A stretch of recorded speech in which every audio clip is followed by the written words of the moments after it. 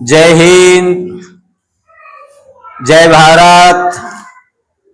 श्री गुरु साहब नमो नमः। आज का आख्यान परम वैराग्य की सच्ची समझ में प्यारे भारत वर्ष की प्यारी प्यारी साध संगत को सत्सत नमन करता हूं। प्रिय साध संगत, परम वैराग्य का मतलब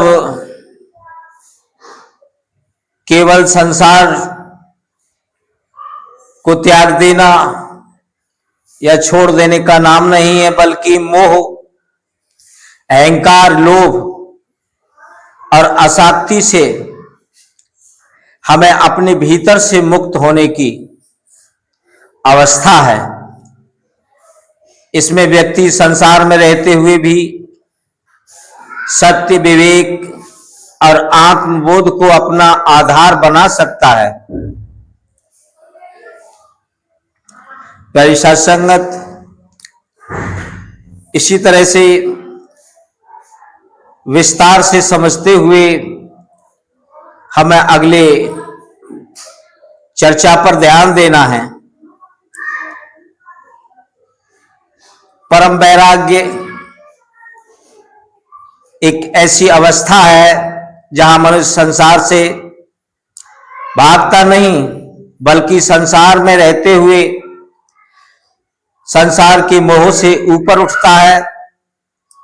वस्तुएं रहें या ना रहें, प्रशंसा मिले या ना मिले, सुख आए या दुख, उसका मन सत्य और आत्मबोध से विचलित नहीं होता। प्रिय साध संगत, ये वैराग्य हमारे अपने से तय नहीं होता। गुरु के सानिध्य में रहकर एक व्यक्ति परम वैराग्य को प्राप्त हो सकता है। सच्चे वैराग्य में अहंकार कम होता है,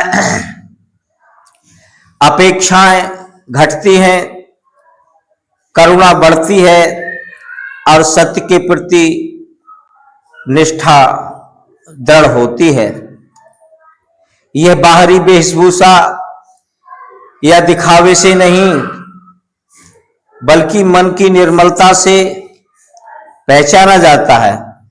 परम वैराग्य का अर्थ यह नहीं कि मनुष्य अपने परिवार,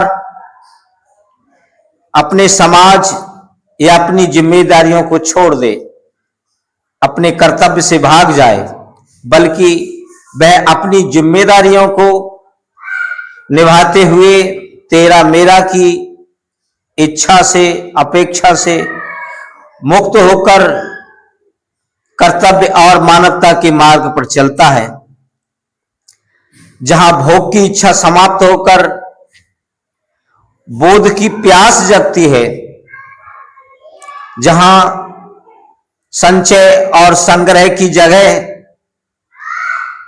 हमारे अंदर त्याग का भाव आता है, अहंकार की जगह हमारे अंदर विनम्रता आती है और स्वार्थ की जगह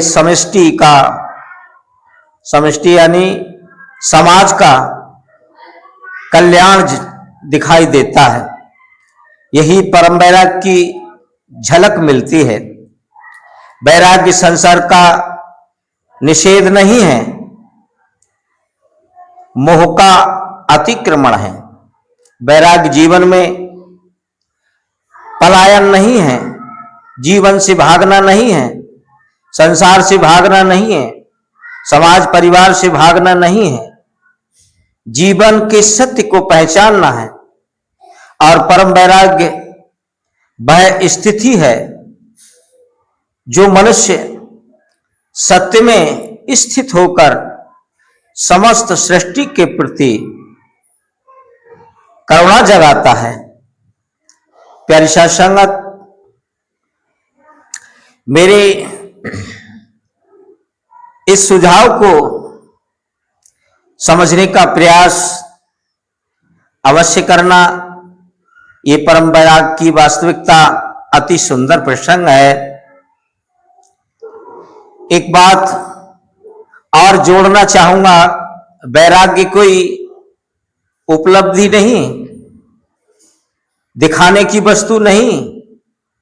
जितना वैराग्य गहरा होता है उतनी ही विनम्रता और सहजता बढ़ती चली जाती है। यही भाव सत्य है, सार है। जिस दिन मनुष्य को यह अनुभव होने लगे कि संसार मेरे अधिकार की वस्तु नहीं है बल्कि मेरी जिम्मेदारी है, उस दिन वैराग्य की यात्रा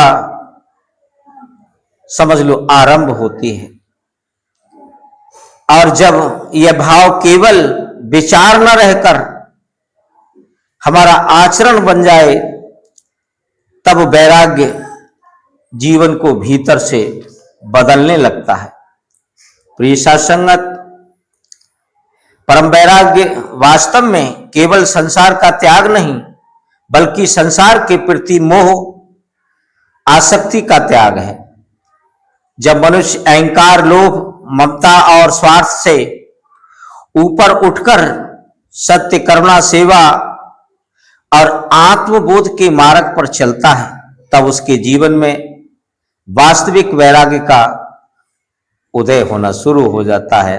परम वैराग्य हमें जीवन में विमुख नहीं करता बल्कि जीवन के वास्तविक सत्य से परिचित कराता है। यह हमें सिखाता है कि कर्तव्य करते हुए भी मन को आसक्ति से मुक्त कैसे रखा जाए।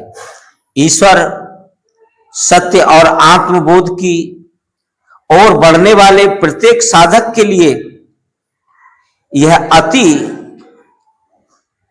चिंतित समर्पित विषय है। परिषद संगत, इस भारत भूमि पर, इस पावन भारत धरा पर जितने भी धर्म, मत, पंथ का चलन है, मैं सभी धर्मों का उचित सम्मान रखते हुए तथा सभी धर्मों में उस परम सत्ता को, उस परमात्मा को, उस ईश्वर को मानने के उस विशेष भाव को मैं अति सम्मान से श्रद्धा करता हूं। प्रिय साथ संगत, केवल व्यक्ति धर्म से नहीं या परमात्मा के नाम से नहीं बल्कि धर्म के अंदर निहित परम सत्य को, परमात्मा के परम सत्य भाव को पहचानने से धर्म की विशेषता गहरी होती है। और सभी धर्मों के अंदर सभी आस्थावान मानव जाति को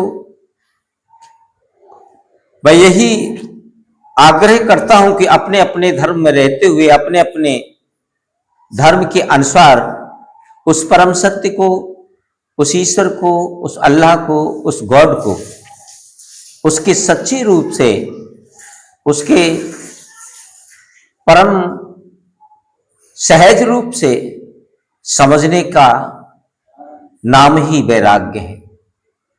जय हिंद, जय भारत। अगर ये परम वैराग्य का प्रसंग आपको मन भाया हो तो इस नेक काम को, इस नेक शिक्षा को, इस ज्ञान के नेक प्रकाश को जन जन तक पहुंचाने के लिए हमारे चैनल को लाइक, शेयर और सब्सक्राइब करके चैनल का सपोर्ट करें। आपका अति आभारी रहूंगा। जय हिंद, जय भारत, सदगुरु साहब नमो नमः।